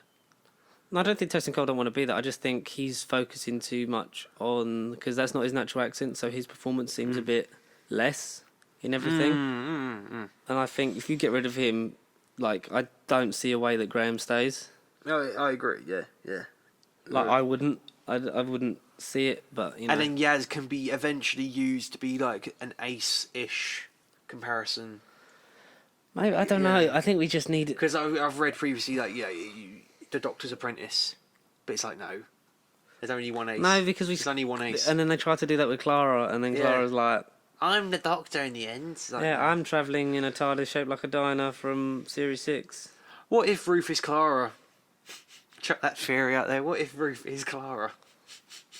Maybe, well, because if she became essentially a Time Lord. Yeah. What if she's Clara? I don't know. I don't want that. She's going to be a superfluous add-on Doctor, which is a shame because the first Doctor of Colour should be A big an deal. actual one that Huge counts. deal. Yeah, and should stay. Not another War Doctor type scenario where it's like we might revisit them but that literally just gives Big Finish Or more just work not to do. after Patrick Troughton as well. Can you imagine if it's like when Big Finish here that there's 13 hidden incarnations of the Doctor? They're going to be like, right, we're going to cast them now. Right, Morbius Doctor #1 coming out 2021. Yeah, no. No. No. No. Hell no. That was Doctor Who. It was okay. Okay for the most The part. Cyberman stuff. The Cyberman thing was interesting. The fact that it was the actual actor's voice. I think we mixed with a bit of Nick Briggs. Yeah. But it was nice to actually see the person. It's just nice seeing the whole concept because, like I say, he still had emotions. He was perfectly human. He weren't complete, and that stuff was visually engaging to watch and see. And we'll see how Ascension of the Cybermen / the Timeless Children concludes this series before we get a festive special this year. With the Sontarans. I think this Doctor would benefit from Sontarans. I think you could have put Sontarans in Fugitive of the Judoon. You could have swapped out the Judoon for the Sontarans. Oh, Fugitive. Yeah. Kept the plot the same. Yeah, exactly. Yeah. Why not? I don't know. Why not? I don't do these things. I just talk about them. But yeah, we'll see how we get to the end of that in the next. Well, by the time you hear this, we'll be about to watch part 1, and then next week. So we'll get into. We'll do a big roundup of Series 12 after. We'll let it sit for a couple of weeks. Oh, we'll let it sit for a couple of weeks. Okay. Yeah, we'll do it. We'll let it sit. We'll see. Maybe for when the Blu-ray comes out, we'll talk about it then. Really? 16th of March. Maybe we'll talk about it then. Have a big roundup, and then we'll leave. That's it for only a a bit. few weeks. That's only a few weeks. Okay. Yeah. All right. Yeah. So we then get to let the series just rest. Let it Maybe sink watch in. it all again. Yeah, rewatch it. Yeah. See if we get anything from it, and then go. Yeah, you know what? Better or worse than ever. Well, I like Series 11 a lot more than I did on broadcast. See, I can't. When I think of Series 11, I just think worse than Series 9. I didn't mind. Well, I didn't mind Series 9, but to me it was nothing. But then Series 11, I just got nothing. From Series it. 11 would have been alright if it was Series 10. Low. Like, if it had come straight after Series 9, Series 11 had come straight after 9, yeah. I would have quit the show. I wouldn't be here. I wouldn't be talking about John Pertwee. I wouldn't be looking at you up there, young sir. No, I wouldn't be here. No, but like, because 10 was a good, like we said before, 10 was a good refresh, and then you had another refresh. So Series 10 should have been Jodie's first season. That's what I'm saying. Yeah, but I don't know if I could have had 2 crap seasons back to back like that. 2 years. I don't know. Anyway, Yes. talking about crap, let's quickly skirt over your favourite film of the year, Dolittle. Dolittle, yeah. Best film Robert of the Downey year. Jr.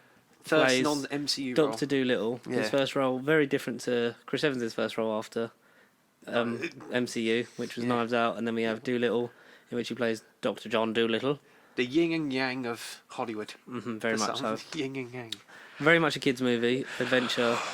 Robert Downey Jr. has even been doing adverts for Sky Cinema Adventure. He kind of has, hasn't he? It's like, oh my god, what is this? Oh. And he's Kids, so he's playing. eat your vegetables, especially a stick of celery. That's a stick of celery, that is. Stick of celery. Yes. So he plays the man who talks to animals, and it's a big adventure. There's lots of No, big, yeah. cast members, like famous cast There was a members good playing the animals. Yeah. Rami Malek's the gorilla. Right. God damn it. I missed apparently the one good bit of the film. Yeah. The gorilla choking out the tiger or whatever it was. Oh, that was hilarious. Yes, that was random as heck. Yes, that was hilarious. So basically, That was there's hilarious. a boy that sneaks into Dolittle's ranch because his wife died at sea. So he's closed himself off from the world. I was interested society. in the bit when he actually talks to the animals in their language, and then I was like, "Oh, that's quite interesting." Is that what we're like? They sit. So basically, that's what the outside world sees. Yeah. But the shorthand it to the audience is he's just speaking English, and then the animals are actors' going, voices "You what, mate?" are Yeah. speaking English back to him. So that's how you get over the translation thing. It was like that kind of works. That was just one of the weird issues, like watching it though. I thought that you would have not say a sprint of pixie dust. I'm not saying you would have seen the magic, but I thought you would have seen or got an indication as to when the animals were going to speak English. Because one minute you literally hear a gorilla go ooh ooh ooh ah ah, and Robert Downey Jr. chat gorilla, and then the camera literally panned to the gorilla's face, and all of a sudden he went, "You're all right, Downey," or whoever he said. He went, "For what?" It was just quite jarring. Very jarring for us audience members. I mean, it was the story. It was very much a child's film. Yeah. Antonio Banderas is in it as the sort of bad guy, but it's actually the bad guy is Jim Broadbent because Yeah. they're trying to kill the Queen, and there's this ancient unknown seed Seed, that yeah. they need to from a find on this plant. island that Doolittle's wife was heading towards. But when never she quite died, made and it. he has to go on an exploration to find that, With his animals to bring find it back, and the kid apprentice because we need someone else to be in it. Oh, yeah, because we totally needed someone else to be in it. Exactly. So we'll have to wait. No, we'll have to wait and see because we saw it and it was terrible. It was Sequel. no. Sequel. I mean, you literally left like as soon as the credits started. You were gone. Yeah, I bolted out of there. We didn't even eat in Fire Jacks, bastard. No. Oh, Mackey's. Like, I had a Mackey's by myself and you didn't even want anything. He's like, nope. No. Next No. time we go, we'll see a movie that's good and you'll have Fire Jacks. we will and have you'll be- Fire and Jacks, you'll be yeah. really happy. Well, yeah, no, totally. There literally was points in the movie where you're like, I'm just gonna go. And I didn't. I had it in my hand the whole time and I thought, what am I watching? I was literally, for me, it was like, I'm here now. I'm gonna see. We're in the end game now. Yeah, we're gonna see how it ends, just Aw. because we had to. And No. the Welsh accent is Jarring. very jarring, but also you kind of get used to it after. You can kind of, if you can suspend your disbelief enough to sort of just ignore it, Yeah. you're like, yeah. But there's some lines in it that were just like, that doesn't. Makes sense. Yeah, like it when he had the, doesn't- there's a line in it that's like, I know that it got me literally just sighing. I literally went, oh, what the fuck? Yeah, and But I don't remember what the line was because it was that unmemorable. Because it was basically, you know, when he says something to the kid and then goes, oh, go on then. It's like, what? What are you saying? What do you mean? There were a Jesus few moments. There Christ. were a few moments like that. I thought, what? That's a stick of celery, that is. You did not just say that. Pardon. If you pardon me, madam, and then he sticks a leak up a dragon's ass to unblock Yep. all the knight's armour and stuff. Probably the greatest So the solution stomachache. to that's The memorable. best climax to a film since Endgame. Yeah. They find the herb. Better than Basically, a we're click of the skirting over fingers. this because we just want to talk about Sonic and like No. wow, it's just Yeah.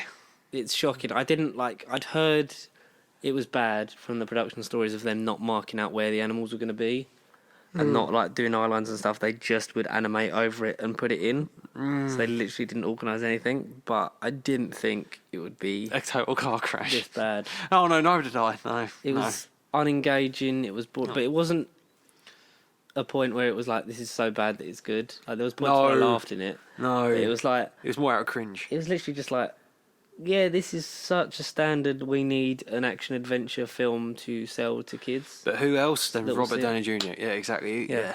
Kids will come see it because it's Iron Man and they'll stay Yeah. for the adventure. Yeah. And then we're going to get a sequel. I don't think they are. We're going to get a sequel. I think word of mouth would have killed it, which is, I hope that it's done the exact opposite for Birds of Prey, which opens slow, and I hope that the word of mouth is boosting that a bit more. But we'll know when there's a sequel. Hopefully never. But would you buy this film on Blu-ray? DVD. Jesus. I'd buy it on DVD. No. Certainly not a 4K. A Blu-ray if I got given it, and then a DVD because it's cheap. No. Or just not at all. Yeah. I know even Amazon rental. I don't think I wouldn't. I'd watch it when it ends up on Netflix in 5 years' time. Exactly. Yeah. But yeah, poor. Speaking. Disgusting. But if you want a movie that was actually okay, even though they didn't pay the visual effects people and the studio closed down before Christmas. A movie that we spoke about for months now. At least for a big fair redesign. Bit. Yeah. Sonic the Hedgehog. Was actually okay. It was actually okay. It was okay. Yeah. Very much on the okay to good. Yeah, it weren't very good to great. It was just good. I come out of it last night and was like, I had a lot of fun with it. You saw it on release day on Valentine's Day. It's good. It's enjoyable. It's a decent video game movie that it's we don't just normally not. have. It's just not the little bit of Sonic I know. I'm not the biggest die-hard Sonic fan, but the little bit that I wanted it to have, I like Sonic and humans. I know that's very Sonic X-y because Sonic X deals with the Earth population and stuff, but to me, it's just the hedgehogs on their world doing stuff and stopping Eggman. That's to me what Sonic is. This human stuff doesn't. I'm not used to that side of it as such. And it's the classic thing, like we said before, of like It's been done. character both comes times. to Earth and has to do have a human's help. It is a So generic story. Basically, the plot of spoilers ahead for Sonic the Hedgehog, a 2020 motion picture Live action. from Paramount. Yeah, I was gonna say Universal, but yeah. So it follows the Exploits. Sonic the Hedgehog. Yeah, it famous doesn't follow character Shadow. Who, as he's a kid, looks like the original sort of character design, like Thank little goodness. short tubby thing. Like it looks like the original 2D platformer one, like Yeah, the yeah, graphics. exactly, It looks yeah, like yeah. all the roundness of him, and he's looked after by what was the owl's name? Is that a character in the game? I know of as well. I was like, hang on, who? Longclaw. Yeah, but I don't. Longclaw the owl looks I will after. Google if it's part of the mythology, but I've never heard of a freaking owl. Look, called Sonic Longclaw. lives on the island where it's got all the bits of the game, like the loop-de-loops. And I never had to get to school. Like this, the dialogue in this is very much aimed at kids. Yeah, And I just never like had to get Dolittle. the school bus because there was no other school on the island. I know, cool, right? And he just runs and stuff like that. But it starts off with a part in the final act of the film, It does, yeah. which I didn't. That's the only bit I didn't really like. The fact that it starts there, but then Yeah, it is a kids' film. Like yeah. they're aiming it at just. I thought it was going to be Deadpool. The way he was narrating and the fact that he literally did the whole Fools thing, like, let me tell you what happened. I thought it was going to be like more Deadpool-ish. I thought, Yeah. ooh, but no. Yeah, basically shows you like, oh my god, there's Sonic straight away, and then it's jumps back to like when he was a kid, being raised on the island by Longclaw, and is Longclaw in the game? First appearance, Sonic the Hedgehog, is in the film, I'm guessing. So, yeah, literally, first appearance is the film. So as far as we know, Longclaw is not part of the Nope. video game mythology. He was just and made a up. tribe of natives on the island that look suspiciously like Knuckles, because they've even got red dreadlocks. Yeah. They kill Longclaw. Well, they shoot Longclaw with a bow and arrow. She flies off with Sonic to try and keep him, because he's got an immense power that if anyone learnt to harness it, could kill the planet or the world or the universe. So he has these rings The rings. that make the noise when he picks them up. And if he throws them, it creates a portal.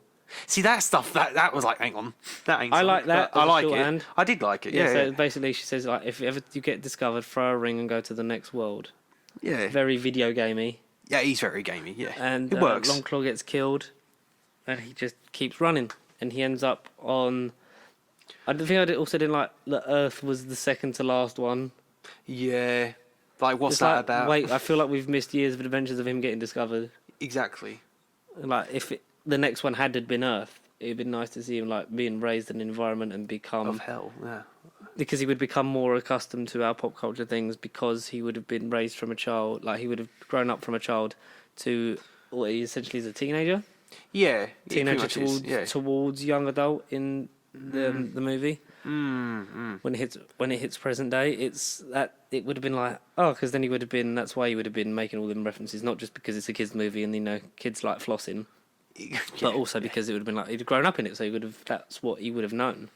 Yeah. But so there's 8 worlds and Something like that, yeah. and Earth is his 7th world, and he gets discovered when he keeps messing about with people. He spies on everyone because no one can see him because he just runs Pervert. really fast. Well, yeah, pervert. there's A kid's movie, yeah. crazy he's Carl pervert. who knows that he's real, the Blue Devil.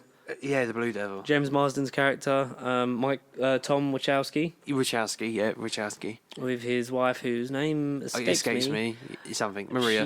She was great. The dialogue between them. I really liked the interplay between them two. Who, the wife and Tom, or Tom and Sonic? Tom and the wife. Yeah. I felt like the they stuff were with that was believable. yeah, it's like really great because he gets an interview to be. So it's a small town, Green Hills. Sheriff of Green Hills, which is a very nice nod to Sonic. Yeah. What's that reference for anyone who doesn't know that in the games there, Connor? Green Hill Zone, the first world of Sonic 1. Yes. Essentially the beginning. Yeah, just the beginning of Sonic. Yeah. Green Hill Very Zone. nice, wasn't it? That they put that in. Yeah. Subtle. That's how you do references. Effective. And so he's a small town cop in Green Hills, who apparently Wachowski has watched over Green Hills for the last 50 years. Was that a thing? Is Sonic 50 years old? Nope. He looks like 10. He's always looked like 10. No, I meant the franchise. Like. Not I know of. No. But he, because I didn't know, because there's, ever since they went, that thing that they said in Star Wars where like it happens every 42 years or something like that. Yeah. It's like, that's when the first one came out. Yay! Is So Sonic 50 years old? Actually, I'll Google that then. That's what you're asking. I don't know. When did Sonic start? I doubt it would have been the 70s. No. Anyway, I reckon 90s. So he gets an interview for the San Francisco Police Department, gets accepted pending background check and review. So his wife then goes up to San Francisco. 1991. So it's very not even, much. It's not even 50 years old. 42. So 29. 29. Yeah, almost 30. You could have had it 2021. It's going to be 30 years. Exactly. But never mind. Hey-ho. Anyway, his wife flies off to look up apartments for rent in San Francisco, which is also where her sister lives, who for some reason hates him, which you never know of. Yeah. And Jojo, her daughter, they get on because obviously like aunt and uncle they get on with the niece. It's like That's nice. that's nice, but the mum's just really rude for some reason, and like doesn't like it. Like Divorce. Like, why does she want him to get divorced for no reason? So Sonic causes a power surge. Yeah. Where he's playing baseball on his own. That was a really fun scene. Yeah. When he's being at all the people in baseball and then realising he has no friends. So then I felt for him then when he's like, oh, who needs friends? I'm by myself. I was like, oh. It's a real moment. And then he like runs around until he gets so. It's not just the speed, but it's also the emotion that causes his charge. Which I like, yeah. Like goes lightning and then like the blue energy pulse. And that draws the Pentagon to send in Dr. Robotnik.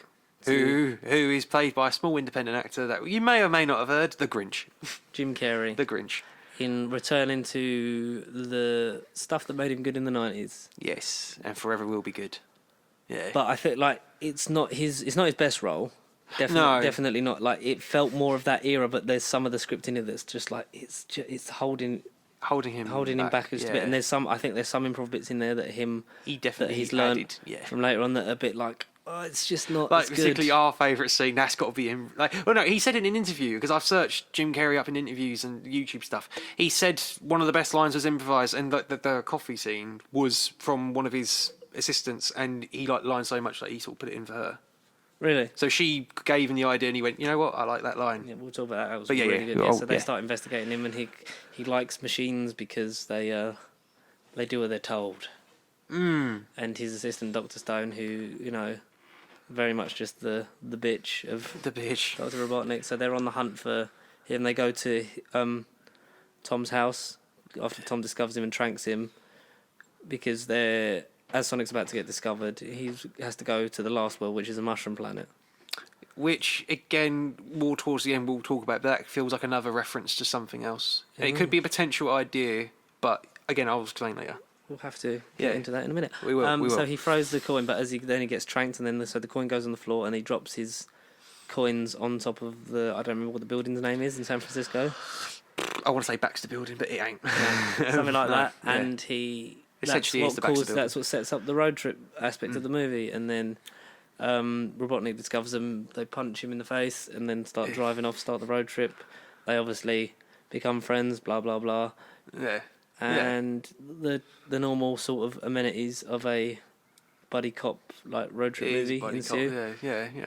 And it's good, it's a lot of fun. It's nothing that's going to sort of change the landscape of cinema, but I enjoyed it a hell of a lot more than I thought I would.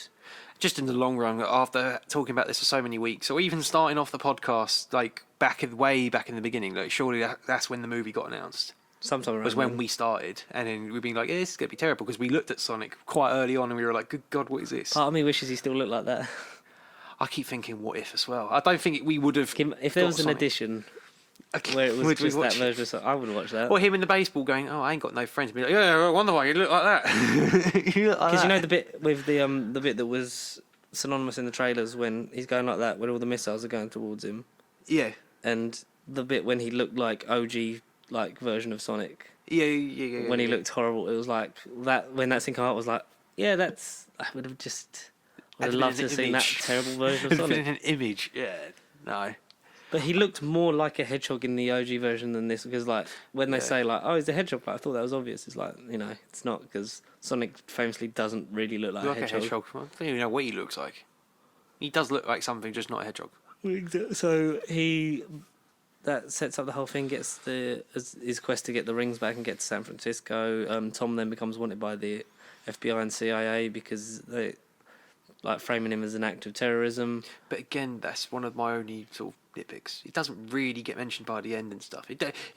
There's a news report saying where all that happens and you think, oh damn, they're going to be after him, but it doesn't really. Yeah, no one really chases him. He's never really alerted to the authorities, apart from when he goes to his sister-in-law's house and she's like, I'm going to call the FBI, the CIA. I'm going to arrest you. You could leave. That was great. He's lost his mind. You could leave him. No one would judge you. That was great, but then other than that one bit, it didn't really get mentioned. Yeah, it didn't really have a payoff. It weren't a threat.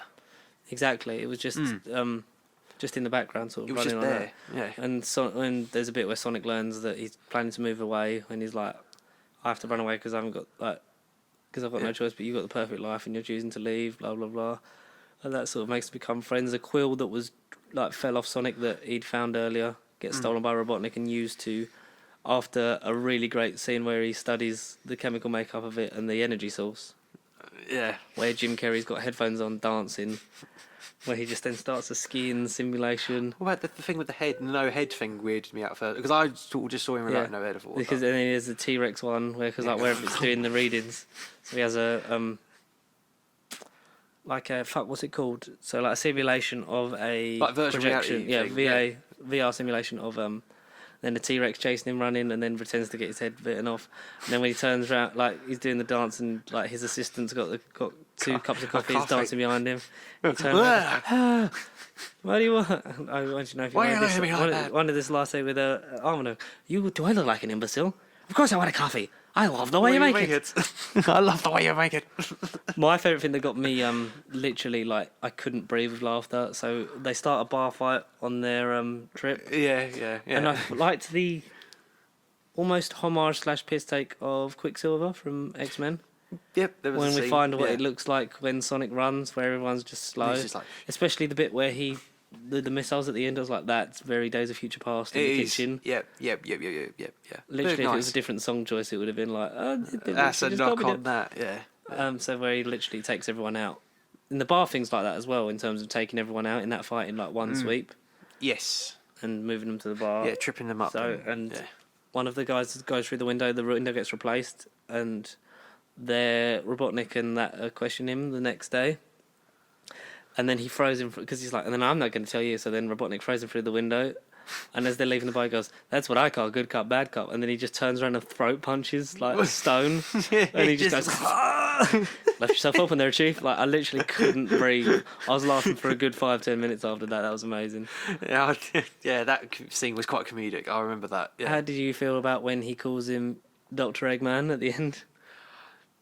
Yeah, it don't feel earned. It was a good reference, and it was obviously like, yeah, Eggman. But it If he'd didn't kept, feel right. if he'd like referred to, because he like the drones look like eggs. So if he'd have referenced that before instead of just going, with these like eggs, Dr. Eggman. Dr. Eggman, it's like, because I literally went, I said it. Yeah, exactly. He said it, but I was like, well, we didn't really do anything. But why? There. Why Yeah, did he? Why did he say it? Yeah. It was know. but that was like, yeah, that's cool. That's a fun little thing. And we find out that Robotnik has channeled the quill so that he can move at supersonic speed in his ship. Yeah. So like while he's running, where he pushes Tom and his wife off the building to save them after getting his coins back, then suddenly the spaceship's after him as well. So he manages to get them throw them through a coin, but he's being chased through all the coins by him. And like it literally just doesn't stop. He's about to essentially be killed because he's getting shot down by this thing that's moving at the same speed he is. Which is your terrifying fault. Yeah. Good old. And then Robotnik is defeated by Sonic being told that he's a real friend. That's when he wakes up. That was a bit like, that's cringy. Yeah. And I'm his friend, because they make the whole thing is there's a bucket list, and one of the things on Sonic's bucket list is to make a real friend, because he lived in isolation for most of his life. Yeah. And he does everything apart from make a real friend, and then Tom's like, he is my friend. It's like, Sonic explodes Robotnik through a portal into the mushroom world. Yeah. Which is nicely picked up before the end credits.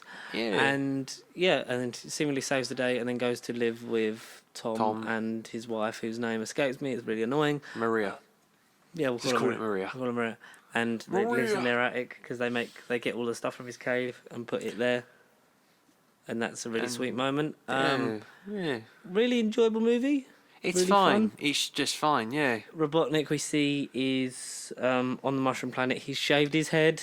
I know. He's grown his moustache. Comic accurate? Yeah. Video game accurate. Game accurate look, yeah. His moustache is bushy and He's wearing all red. He's wearing all red. I love his little walk at the end. his flight suit, yeah. And he's looking more like the Dr. Eggman. Yeah, that we all love and know. And he's gone crazy because, a lesser man would die. But I'll be home by Christmas. Yeah, I'll be home by Christmas. And literally, there's that point where I was like, oh my God, are they going to announce that there's a second one coming out in December? Yeah. Because I think that would have been the case if this had come out last year when it was meant to. Like, I'll be home by Christmas. Like, we would have got one December 2020. But, that would have been mental. Yeah, so basically the fact that he is going to become the maniacal, all-bearing villain of the Sonic games know him to be. Good. Because he's got the big bushy moustache, he's got the bald head, the flight suit that is sort of now his costume that he wears in the final act of the film. And we get a mid-credit scene. Yeah. Where another portal opens with the rings. Oh, yeah, of course. Yeah. And we get Tails. Tails. The yellow... The big yellow fox. Yeah, big yellow fox. Hedge fox of sorts. The flying fox with two tails that I literally nearly screamed at. I was like, fuck, it's Tails! Oh my God, because Sonic Heroes is probably the first game that I played constantly. So that's one of PS2. That's one of the few I hadn't. I've never played Sonic Heroes. That's one of the few I've not played. After this, I'm showing you a YouTube video of Sonic Heroes because, my God, that was my jam on PS2. Yeah. 2003, I think that came out, and I used to play the fuck out of that game. I loved it because there was good. It was one of the things where it was like you had good version and bad version. Like you have the three of them, and you obviously use their powers at different things. It's basically like a 3D platformer. Yeah. Like not just up and down, but like side to side and that. But you have the bad version where you've got the alligator guy, Shadow, and someone else. The comedian thing. I don't know, because so basically roughly the same sort of power group as Sonic, Tails, and Knuckles. So anytime you need to smash through something, you use Knuckles. You need to fly, you use Tails. You need to just use supersonic speed to run, you use Sonic, obviously. So then the flip side of that was, I will Google that in a minute. The crocodile, the comedian, and the bumblebee thing. Yeah. Vector, SBO, and I don't know what the hell the beat was called. No, my introduction. Sonic Heroes had also the best intro. Sorry, carry on. My intro was Shadow. That was my game. Shadow the Hedgehog was my sort of introduction to the Sonic universe. Yeah. Even though it's a spin-off, and that's why I love Shadow so much. But I played little skirmishes of them all. Sonic Adventure, I sort of got behind. That was more my jam. Yeah. What was your any standouts for this film that you wanna? Standouts? Oh, Jim Carrey. Mm-hmm. Well, yeah, best role. If Jim Carrey weren't in it, I don't think I would have enjoyed it as much as I was going to. He definitely was going to be standout by miles, and he was great. He's returned to comedy if you didn't feel tacked on and cheap. Like you say, not his best role for sure and for certain, but if I was old and had dementia, you could have fooled me and said this movie was made in the 90s. I could have believed you. Back in his sort of golden era. Mm-hmm. That's what I would have said about his performance. And then I am excited for the sequel, and I'm excited to see him being more Eggman-y. So I'm just looking forward to see where it goes and how many more hedgehogs we'll get in the next film, if there's a next one. Okay, so if we get a sequel to it, it'd be great. And also, Jim Carrey's talked about doing a sequel, which he never does. Yeah, that's true. He doesn't. He's basically said we'd sort of had discussions about where we could take it if there's a possible one. So if he's up for it, fully invested in doing a full-on Eggman thing with the next one, and hopefully doing the opposite, and because it'll be the opposite, and they'll bring Tom into the game world, and he's got to sort of navigate back to. It'll be Jumanji-esque. Yeah, yeah, which I'd be up for. Especially if we get a more plethora of Sonic characters and more Sonic established things, because I think that was one of its weaknesses. Like you say at the beginning of the movie with the rings, I was like, oh, this is going to be very sort of video game nerdy heavy, but then they sort of felt like they sort of held back what made Sonic.